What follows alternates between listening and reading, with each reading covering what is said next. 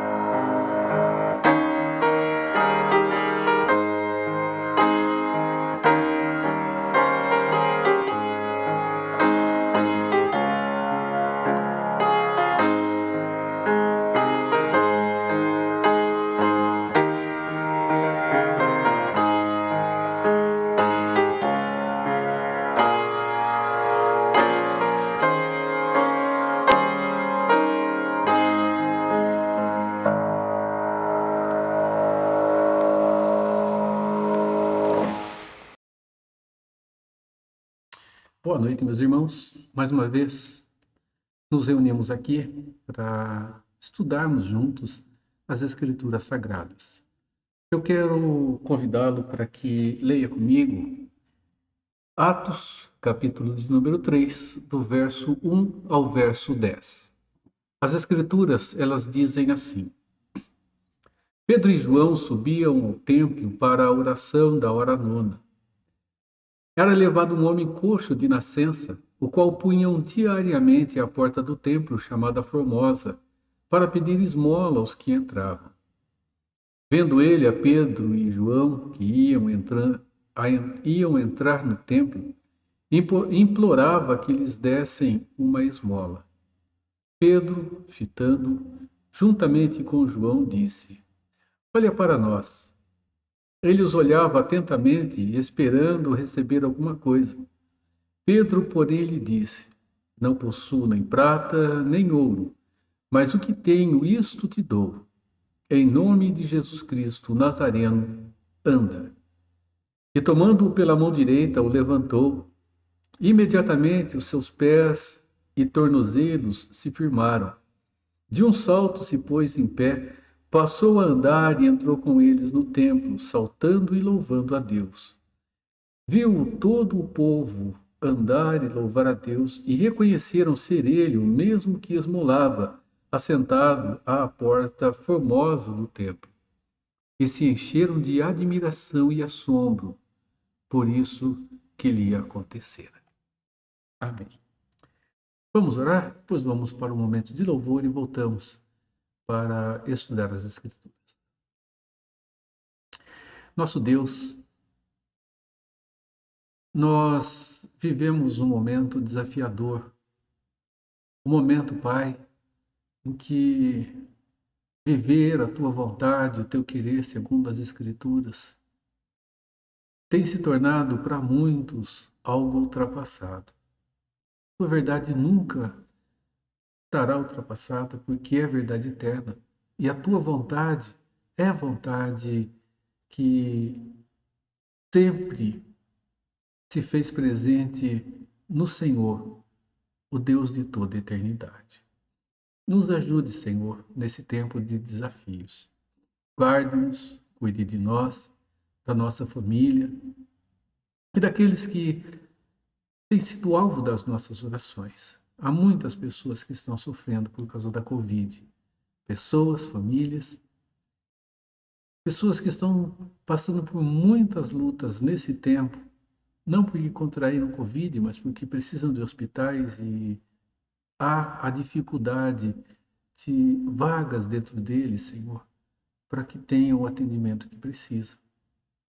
Deus amado, nosso pedido é que o Senhor abrevie o final dessa luta que estamos vivendo. Amado Deus, sabemos que durante todo esse tempo, o Senhor estará renovando as forças dos teus filhos, Pai. Por isso a nossa gratidão.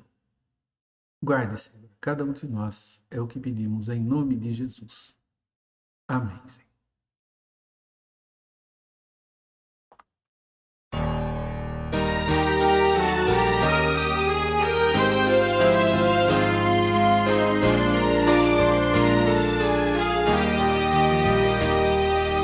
Vinde, crentes, dá louvor ao grande Rei Jesus, que para nossa redenção morreu na amarga cruz. Seu sangue derramou, de tudo me lavou, mais alvo do que a neve me tornou. O sangue de Jesus me lavou, me lavou. O sangue de Jesus me lavou, me lavou. Alegre cantarei louvores ao meu Rei, ao meu Senhor Jesus que me salvou. Ó, vinde unidos a Jesus na luta contra o mal, e com o grande Salvador em marcha triunfal, a todos proclamar que seu amor sem par o fez na cruz seu sangue derramar. O sangue de Jesus me lavou, me lavou. O sangue de Jesus me lavou, me lavou. Alegre cantarei louvores ao meu Rei, ao meu Senhor Jesus que me salvou.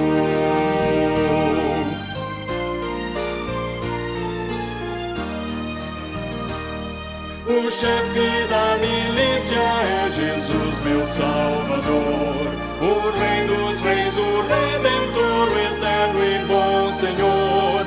A tudo vencerá, a vitória nos dará, e a glória eterna aos céus conduzirá. O sangue de Jesus me lavou, me lavou. O sangue de Jesus me lavou, me lavou.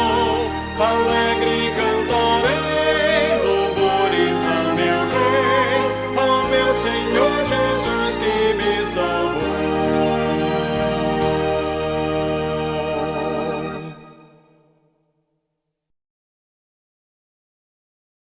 Temos estudado em nossas quintas-feiras os mandamentos de Deus, estudado as suas leis. E nós já estudamos que as leis de Deus, ou a lei de Deus, ela não se resume simplesmente às letras que estão registradas em Êxodo no capítulo 20. Ali está todo o fundamento, sim, da lei de Deus, que se resume, segundo o próprio Jesus, no que afirmam os mandamentos em suas duas grandes divisões. Primeiro, o amor a Deus acima de todas as coisas. Depois, o amor às pessoas, como devemos amar a nós mesmos. Êxodo 20, ele traz-nos uma relação de obrigação, uma relação de serviço. Primeiro, não apenas um amor que é sentimento, mas um amor prático. Porque o amor é assim. O serviço a Deus e o serviço às pessoas e o serviço ao próximo. Ainda estamos caminhando dentro da primeira parte. O amor a Deus, o serviço a Deus, a honra a Deus, o ato de exaltação do ser de Deus na nossa relação de serviço. Hoje vamos falar um pouco a respeito do terceiro mandamento. Não tomarás o nome do teu Deus em vão.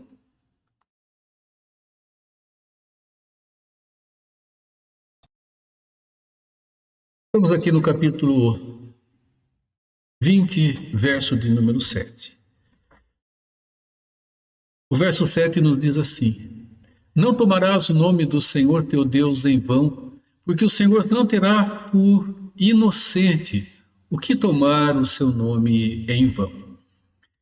Nós estaremos dividindo o nosso estudo aqui em três partes. Primeiro, olhar para os nomes de Deus dentro do Velho Testamento. E depois fazer um estudo de caso com Saul e a médium de Endor e Pedro e João diante do Sinédrio. E depois nós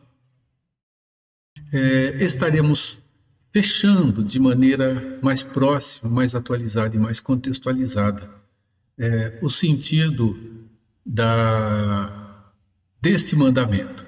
Entre, meus irmãos, o nome de Deus e o estudo de caso, nós estaremos analisando rapidamente o que os nossos símbolos de fé nos falam a esse respeito. Estaremos estudando um pouco, olhando pelo menos, as perguntas 111, 112, 113 e 114 do Catecismo Maior de Westminster.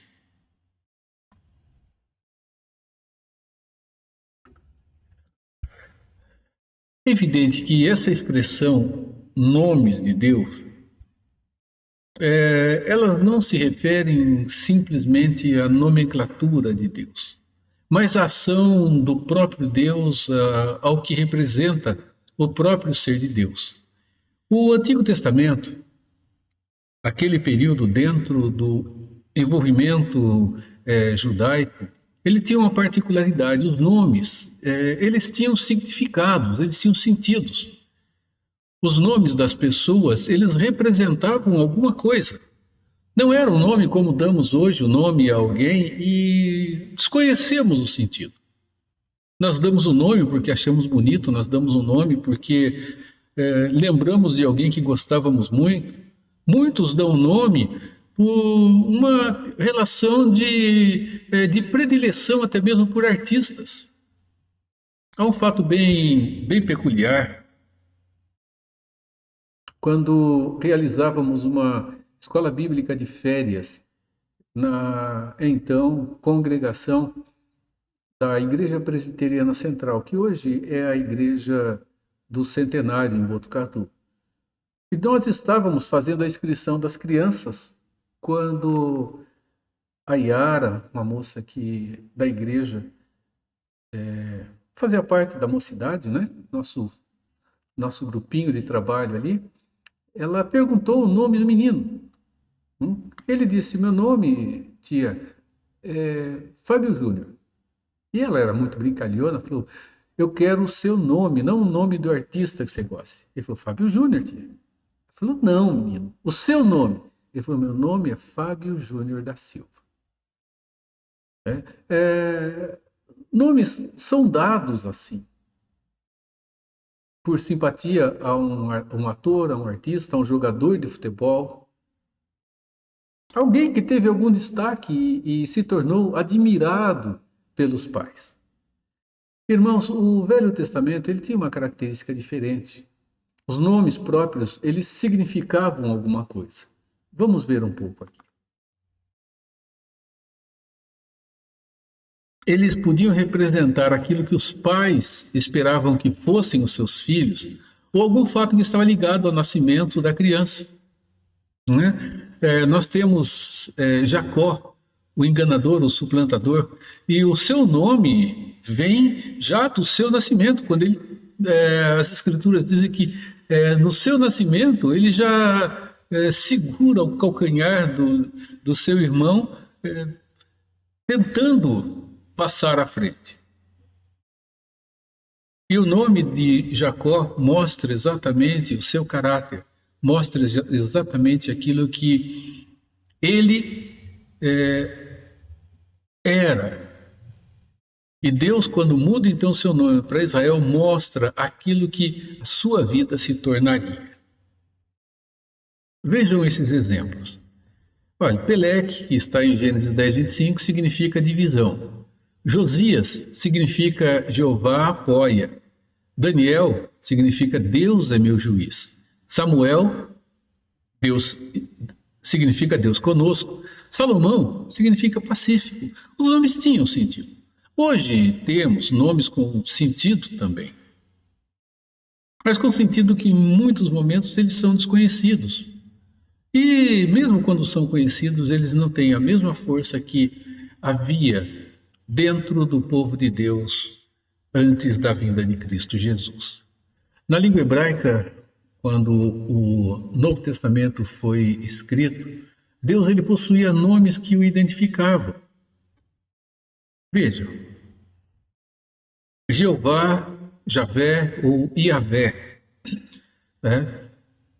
Esta acabou se tornando uma pronúncia hoje por causa de um grupo que colocou dentro das consoantes hebraicas vogais para que o dialeto não se perdesse, porque o hebraico é escrito sem as vogais. Então, esses sinais chamados massoréticos, escritos por um grupo de pessoas chamados massoretas, eles fizeram com que a pronúncia fosse preservada. Mas nós não sabemos exatamente se a pronúncia desse tetragrama em hebraico era exatamente Jeová, Javé, Iavé, podendo até mesmo ter outras formas e outras variantes, porque o que fora de fato preservado, se sabe, são as consoantes. Esse é o nome comum para Deus dentro do Velho Testamento. A gente adota, não é? Jeová, Javé, o Iavé. Significa, meus irmãos, simplesmente eu sou. A sua raiz está ali no verbo ser, dentro do hebraico. O que significa isso? Quando Deus disse a Moisés, e enviando-o ao faraó no Egito, ele disse, quem é que eu vou dizer que me mandou até lá? Ele disse, simplesmente diga que o eu sou te mandou. Ou o Iavé, o Javé, o Jeová. Aquele que é autoexistente, aquele que tem independência no seu próprio ser, aquele que é transcendente, aquele que está acima da sua própria criação e indistintamente além da própria criação, apesar de ser imanente e estar presente junto dela. Esse nome era um nome de uma reverência tão grande que raramente, meus irmãos, ele era pronunciado. Pronunciava-se Adonai, que significa Senhor, ao invés da pronúncia do nome Iavé. Iavé caracterizava a soberania e o poder de Deus. Veja, nós estamos identificando o ser de Deus. Estamos identificando e qualificando o Deus Todo-Poderoso, esse Deus a quem nós conhecemos hoje por ter se revelado a nós nas Escrituras Sagradas. Termos que são compostos também eram usados para identificar Deus. Identificavam Deus no seu caráter, no seu ser ou na sua ação. El Shaddai, Deus Todo-Poderoso, é o Elion, Deus Altíssimo, é o Olam, Deus Eterno, é o Roi, o Deus que me vê. Essas expressões, geralmente a palavra El, em hebraico, ela significa Deus, e ela o identifica. E o que vem somado a ela qualifica aquilo que de fato Deus é, ou Deus faz, ou representa então o seu ser. Como eu disse, nossos símbolos de fé, quando nós falamos em nome de Deus, nós não estamos falando e nos referindo a essa expressão que nós usamos aqui agora. Nós estamos num tempo em que a palavra nome, ela representa poder nela mesma. As pessoas hoje, né, quando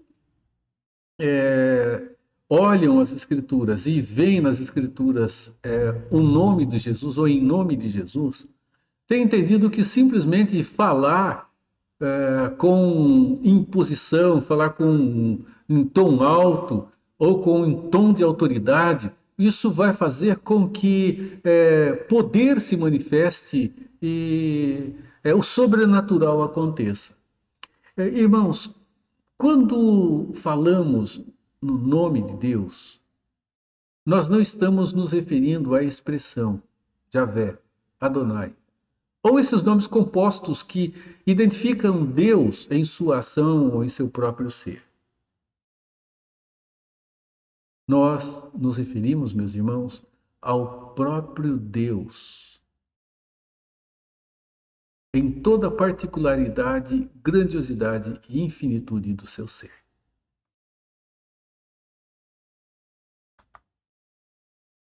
Então, os nossos símbolos de fé, eles nos dizem o seguinte, pergunta 111.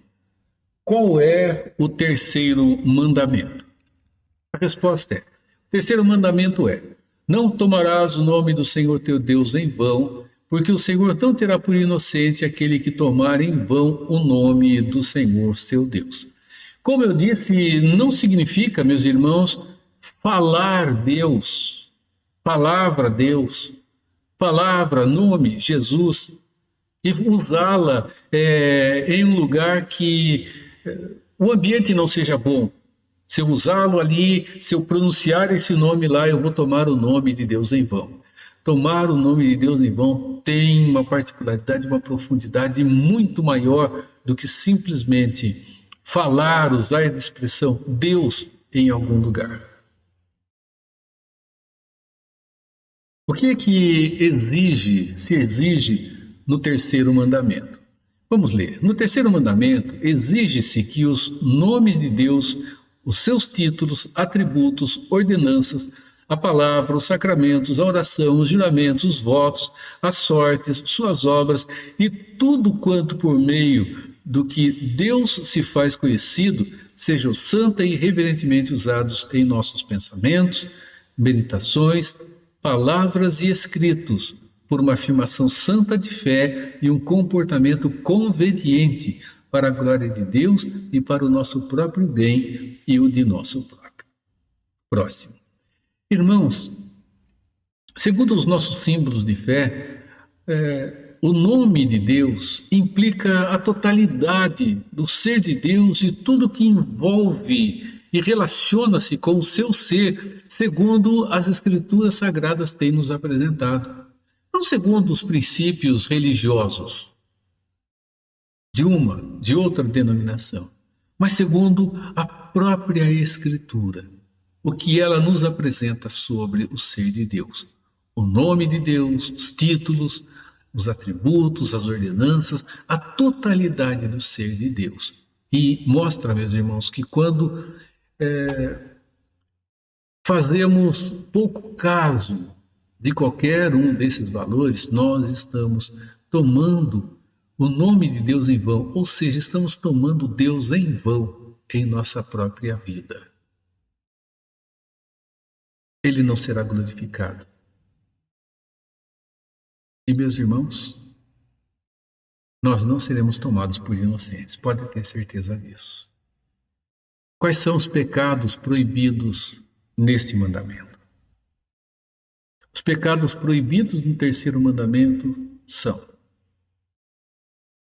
o não usar o nome de Deus como nos é requerido e o abuso do uso do nome dele por uma menção ignorante, vã, irreverente, profana, supersticiosa ou ímpia, ou outro modo de usar os títulos, atributos, ordenanças ou obras de Deus, a blasfêmia, o perjúrio, toda a abominação, juramentos, votos e sortes ímpios, a violação dos nossos juramentos e votos quando lícitos e o cumprimento deles, se por coisas lícitas, a murmuração e as rixas, as consultas curiosas e a má aplicação dos decretos e providências de Deus, a má interpretação, a má aplicação ou qualquer perversão da palavra ou de qualquer parte dela, as zombarias profanas, questões curiosas e sem proveitos, vãs contendas ou a defesa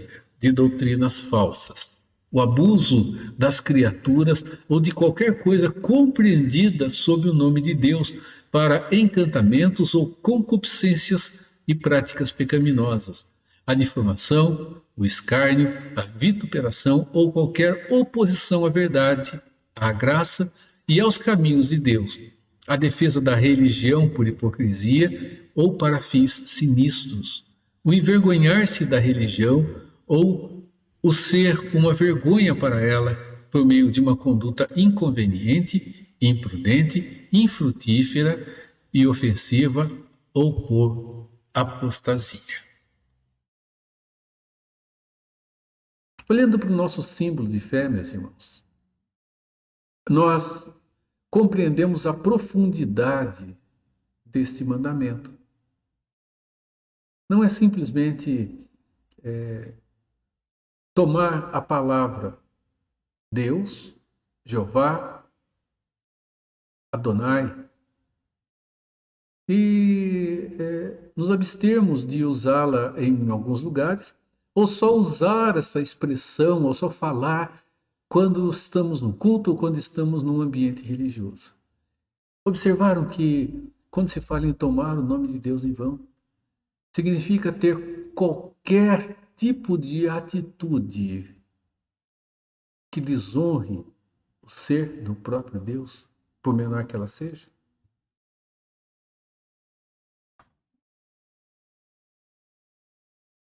Quais são as razões anexas ao terceiro mandamento? As razões anexas ao terceiro mandamento contido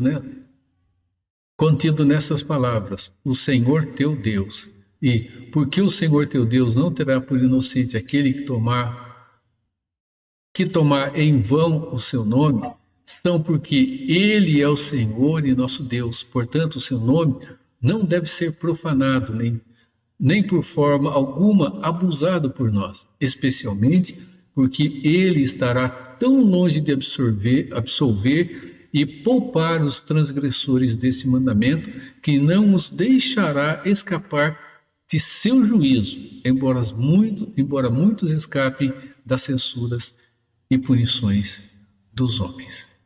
Meus irmãos, as razões que estão presentes nesse mandamento implicam da grandiosidade do próprio Deus. E Deus, ele afirma que não terá por inocente absolutamente qualquer pessoa. E ele manifestará juízo sobre todos aqueles que transgridem o seu nome ou que não o honram. Aqueles que não pensam direito para falar, aqueles que tomam de maneira frívola os aspectos do serviço divino e dentro da sua própria vida, quer seja no lugar em que estiver colocado.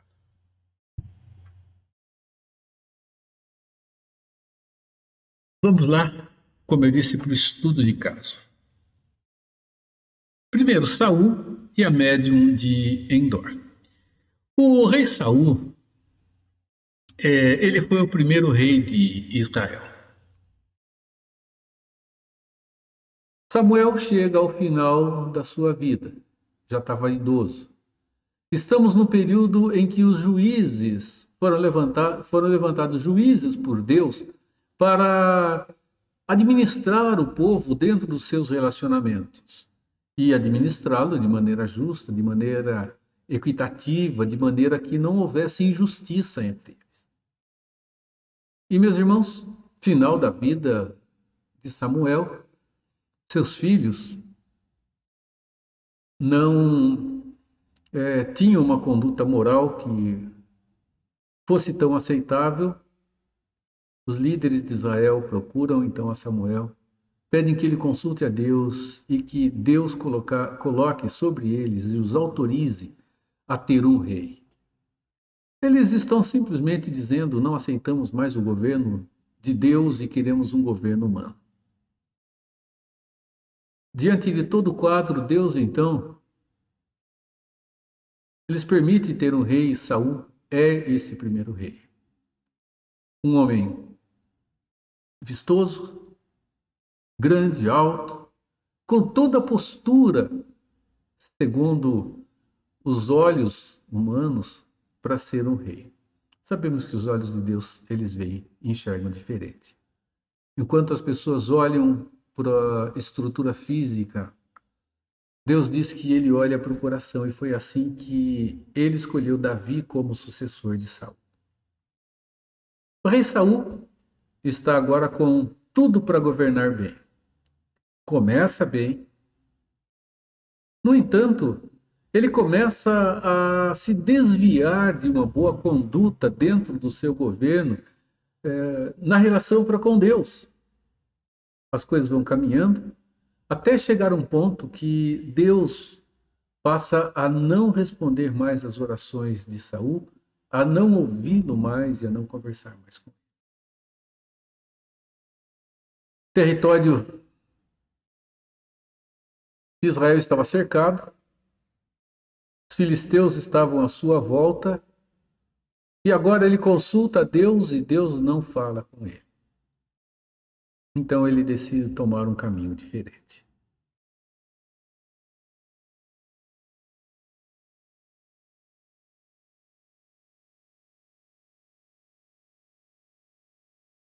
Veja o verso 6 do capítulo 28. Consultou Saul ao Senhor, porém o Senhor não lhe respondeu, nem por sonhos, nem por urim, nem por profetas.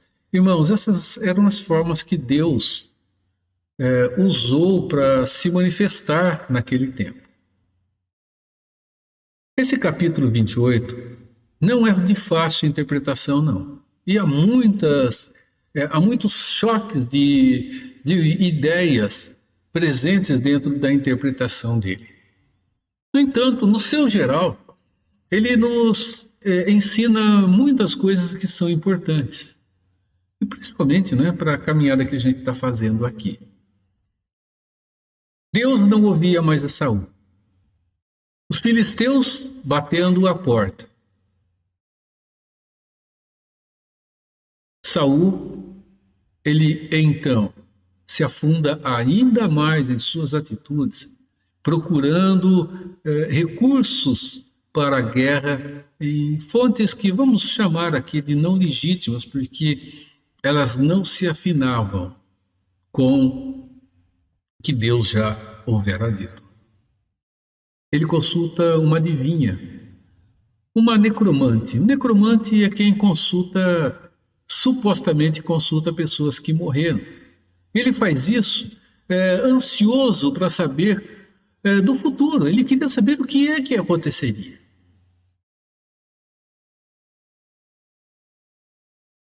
Meus irmãos, podemos dizer que Saul ele embarca num bote furado, e ele embarca num bote furado caminhando contra a correnteza.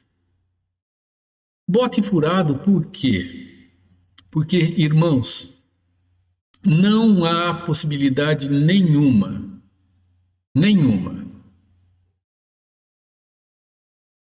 de alguém conseguir trazer do mundo dos mortos alguém para falar alguma coisa, para dizer alguma coisa, para prever alguma coisa.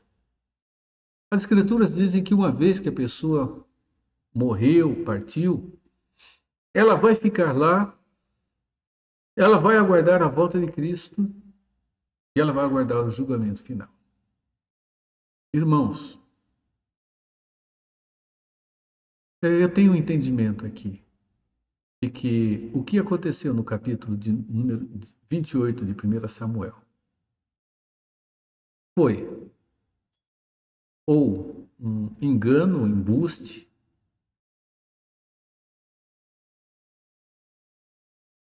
ou foi obra demoníaca. Ou os dois juntos, associados a.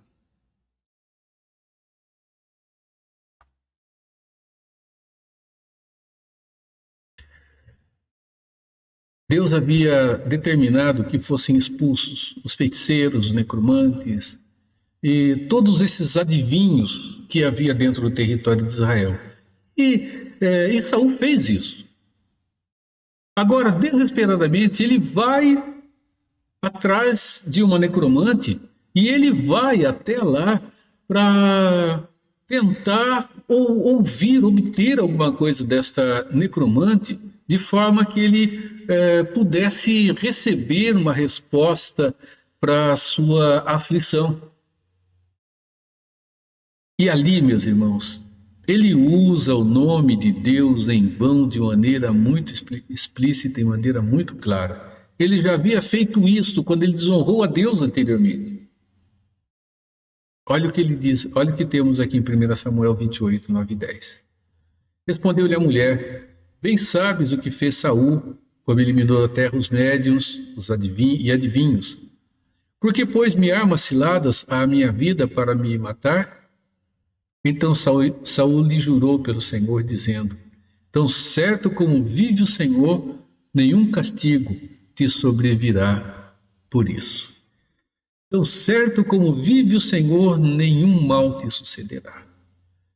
Meus irmãos, observem que como a expressão que Saul usa ali mostra um conhecimento religioso bem profundo. Ele faz isso, demonstra essa aparência de religiosidade. Ele usa termos religiosos. Mas, irmãos, ele usa termos religiosos envolvidos em práticas religiosas, porque era uma prática religiosa que Deus condenava. É um contrassenso o que ele diz e o que ele faz. Segundo o nosso símbolo de fé, fundamentado nas Escrituras, a prática da religião sem um coração sincero, sem uma crença verdadeira, sem uma fé verdadeira, representa uma quebra do mandamento que nós estamos estudando. É tomar em vão o nome do Deus Todo-Poderoso. Vejam, muitos naquele dia hão de dizer-me: Senhor, Senhor, porventura não temos nós profetizados em Teu nome? E em Teu nome não expelimos demônio? E em Teu nome não fizemos muitos milagres? Então lhes direi explicitamente: nunca vos conheci. Apartai-vos de mim, os que praticais a iniquidade. Uma pergunta que nos cabe aqui, meus irmãos. Não estamos em tantos momentos em nossas vidas tomando o nome do Senhor em vão por agirmos de forma inconsequente e vazia? É para pensarmos. É para pensarmos se nós não estamos tomando o nome de Deus em vão, vivendo uma religiosidade vazia, inconsequente, dentro do nosso próprio caminhar no dia a dia, dentro do nosso envolvimento com o Senhor, dentro da nossa profissão de fé, diante do mundo que está à nossa volta, e acima de tudo, né? Acima do Deus, com o Deus Todo-Poderoso. É muito fácil. Olha esta citação que eu trouxe aqui. É muito fácil absorvermos uma linguagem que não condiz com os preceitos bíblicos, tentando racionalizar os nossos pecados com argumentos vazios. Como? É muito fácil nós começarmos a absorver uma linguagem não cristã, uma linguagem pagã. Quando eu digo uma linguagem pagã, uma linguagem com fundamentação, princípios e valores morais e éticos antibíblicos. E aí tentar justificar com um pensamento racional essa atitude. Pensamentos como: todo mundo diz, é comum, todo mundo faz. É uma característica do nosso tempo. Poxa, o mundo de hoje é assim, mudou. Irmãos, todo mundo pode dizer, todo mundo pode fazer. O nosso tempo pode tomar uma postura moral e ética diferente. O mundo de hoje pode ser assim, mas a verdade de Deus continua sendo a mesma. Vamos aqui para Pedro e João, meus irmãos.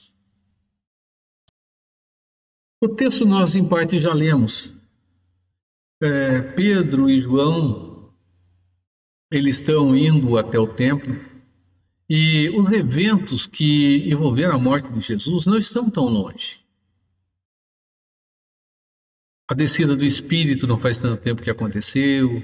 Eles estão ainda no meio de um ambiente em que a sensibilidade, os sentimentos e as lembranças ainda são muito presentes.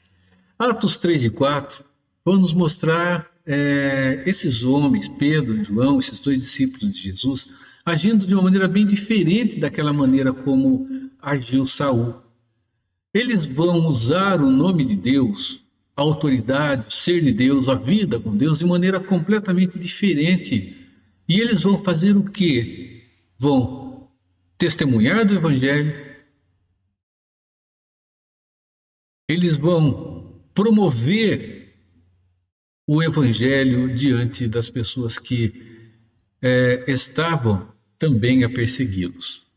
Pedro e João, eles eram bem diferentes, meus irmãos. A personalidade deles eram duas personalidades que, se nós fôssemos olhar, se nós fôssemos analisar, nos dizer, o negócio não dá certo. Mas vejam só, Pedro, conhecemos a história, ele era um sanguíneo, né?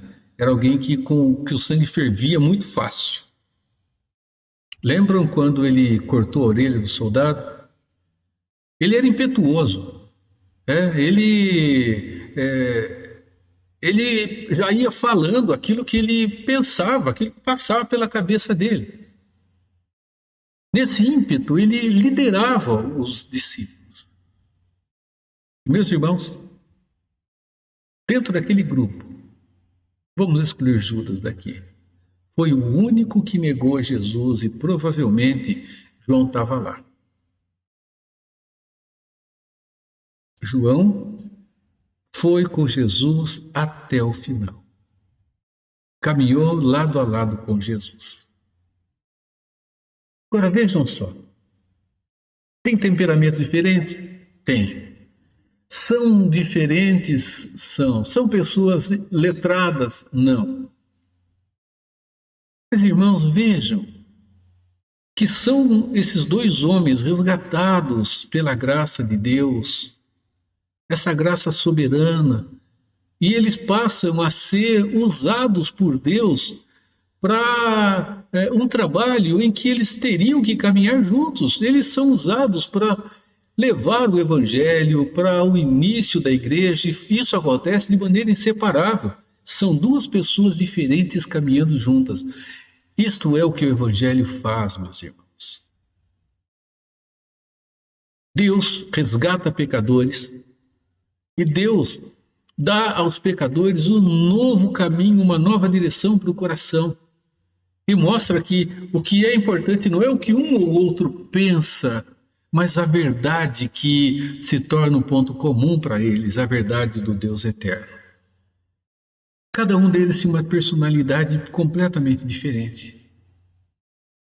E essa personalidade, ela foi usada por Deus para testemunhar o Evangelho do Deus Todo-Poderoso. Eles agora estão para entrar no templo e ali havia um deficiente físico, mais ou menos 3 horas da tarde, e estava esse homem ali pedindo esmolas para poder sobreviver, para poder se manter. Quando eles chegam, a expectativa evidente daquele deficiente pedindo esmolas era receber alguma coisa da parte de Pedro e João quando eles chegaram ali. O que eles dizem? Eles dizem, olhe para nós. As palavras deles foram essas. Não possuo nem prata nem ouro, mas o que tenho isto te dou. Em nome de Jesus Cristo, o Nazareno, anda. Eu acredito que aquele homem ficou decepcionado, porque ele esperava algum dinheiro. No entanto, meus irmãos, a decepção daquele homem se transforma numa alegria profunda. Pedro o toma pelas mãos, levanta, e aquele homem sente a sua perna firmar-se. E a Bíblia diz que ele dá saltos, saltos de alegria. E meus irmãos, talvez pela primeira vez na vida, aquele homem entra caminhando templo adentro. Ele vai junto com Pedro e João, o que causa uma profunda admiração nas pessoas. Aquele homem estava sempre ali, ele era conhecido, não era um estranho. Ele entra, as pessoas olham e elas, meus irmãos, se admiram. E quando Pedro e João são questionados, eles explicam o que foi que aconteceu. A experiência de Pedro e João com as pessoas que estavam à volta não foi uma experiência boa anteriormente. Essa mesma multidão que estava ali, esse mesmo grupo que estava lá, foi aquele grupo que esteve no julgamento de Jesus e acompanhou a sua morte. Pessoas que viram Jesus fazer milagres, pessoas que ouviram os sermões de Jesus, que fizeram uma opção por Barrabás ao invés de Jesus, preferiram o culpado ao inocente.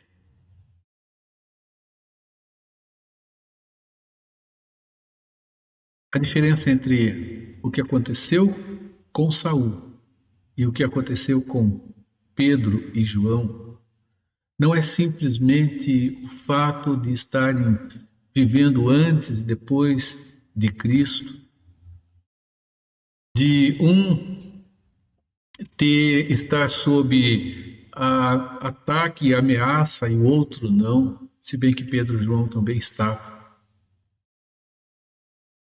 Mas está no fato de que na vida de Pedro e João, Deus era o seu centro. Com muito entusiasmo, Pedro, ele afirma que a cura daquele homem aconteceu não por mérito pessoal de nenhum deles. Olha a afirmação que as Escrituras nos apresentam. Eles afirmam que foi em nome de Jesus que aquele milagre aconteceu. Eles fazem essa afirmação. Eles disseram, não temos ouro nem prata, mas em nome de Jesus, ou na autoridade de Jesus.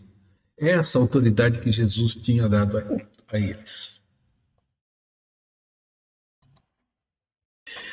Jesus, quando os comissionou, Jesus lhes deu essa autoridade. Ali estavam eles representando diretamente a Jesus, e aquilo que eles estavam fazendo é o que Jesus estava fazendo através deles. Eles sabiam disso. E sabendo disso, eles testemunham a respeito de Jesus e a respeito do Santo Evangelho. Esses homens são presos, passam a noite na prisão. No dia seguinte, eles vão para serem ouvidos. Um inquérito é feito, é estabelecido. Eles são inquiridos e, meus irmãos, a primeira pergunta, e pondo-os perante eles, os arguíram. Eles perguntaram, com que poder ou em nome de quem vocês fizeram isso? Afinal de contas, de onde vem esse poder? Ou em nome de quem? Ou com a autoridade de quem? A resposta deles foi essa: tomai conhecimento, vós todos e todo o povo de Israel, de que, em nome de Jesus Cristo, Nazareno, a quem vós crucificastes e a quem Deus ressuscitou dentre os mortos, sim, em nome de Jesus é que este está curado perante vós. Eles são ousados, deram testemunho de muita coragem.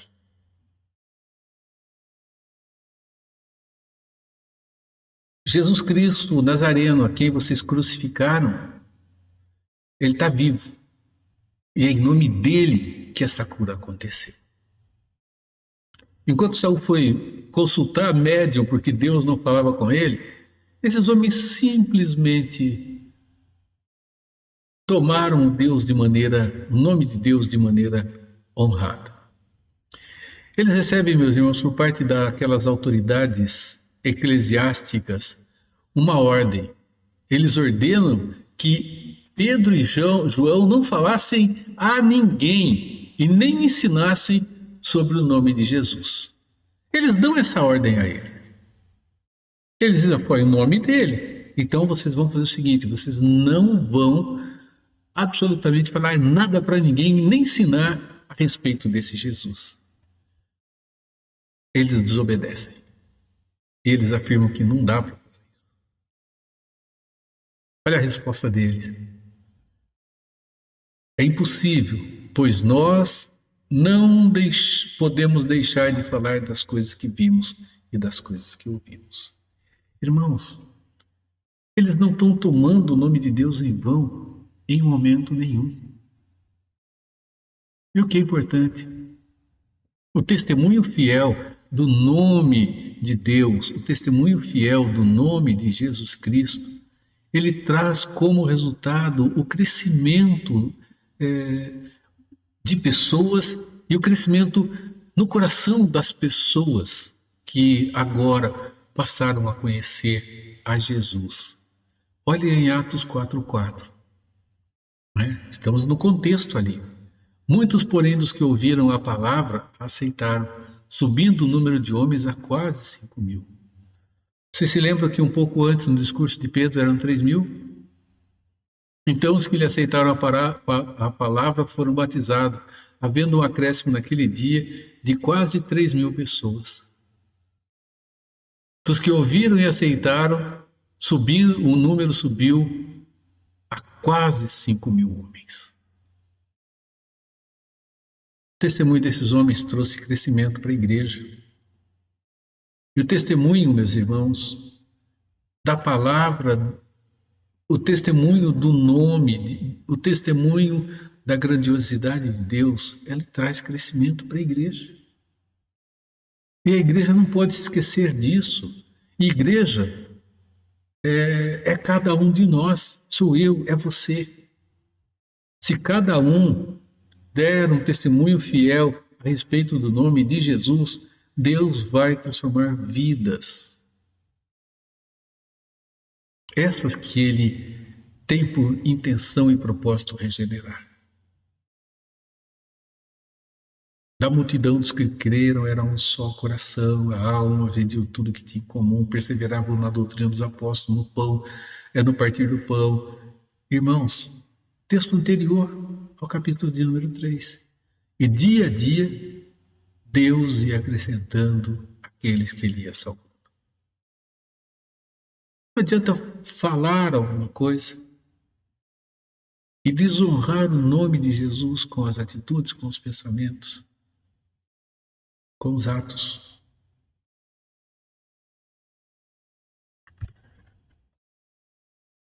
Tomar o nome de Deus em vão, meus irmãos.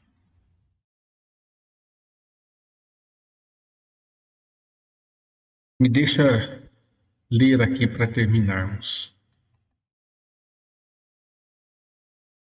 O que se requer de nós quando nós estudamos tudo que nós estudamos agora?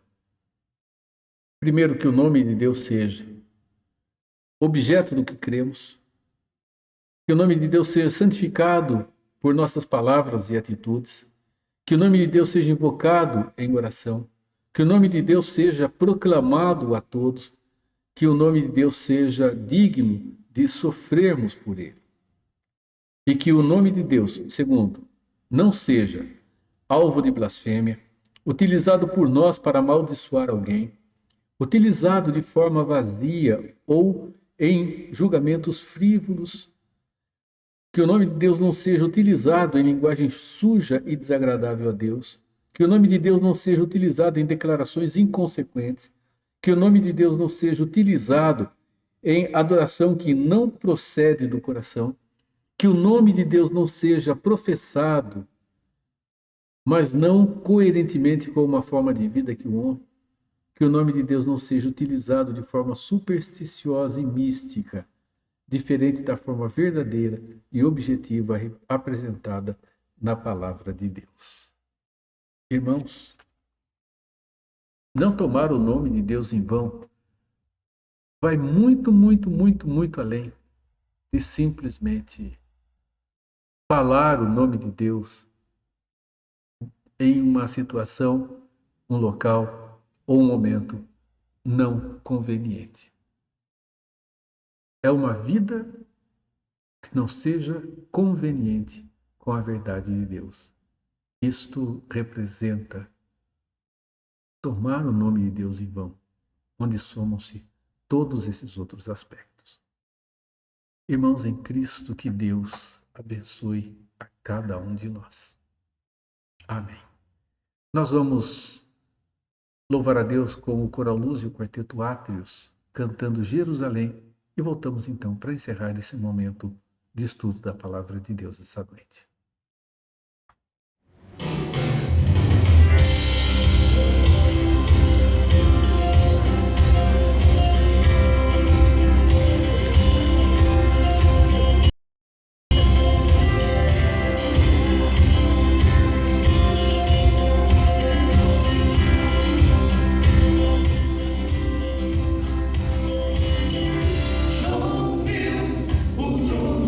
Morada de Deus.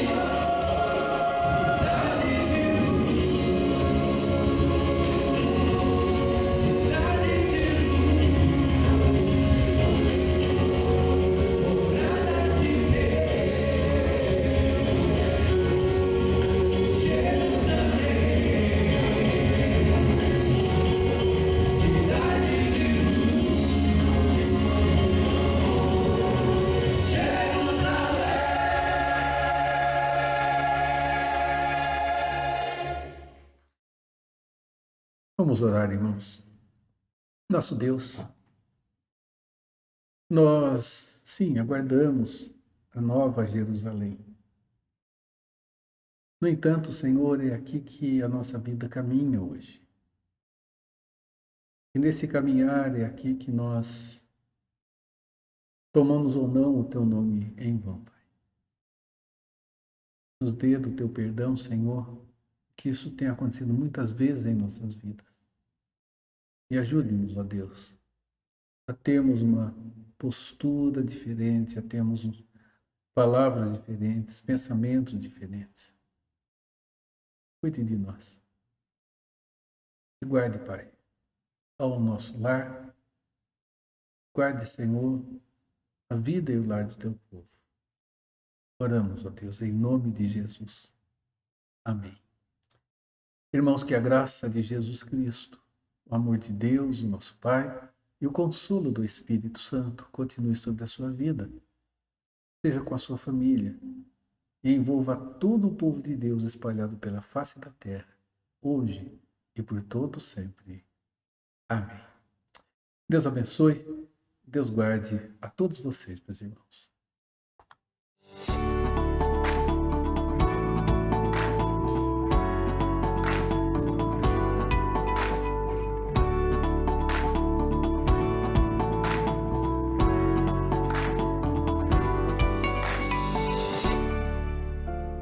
Eu sou a luz do mundo. Quem me segue não andará nas trevas. Pelo contrário, terá a luz da vida. João 8:12. Jesus é a luz do mundo e a luz aquece. Ao aquecer, a luz é responsável pela produção e preservação da vida. O pastor presbiteriano Eduardo Borges disse: sem luz a vida não existiria. Luz é fonte de vida. Você já imaginou um mundo sem luz? Seria algo terrível, o verdadeiro caos. A luz permite viver em comunidade. Como a luz, eu vejo onde estou e com quem estou. A luz dissipa as trevas e vence o caos. Na vida rural, aprendemos o valor da luz que aquece e torna possível a vida da lavoura.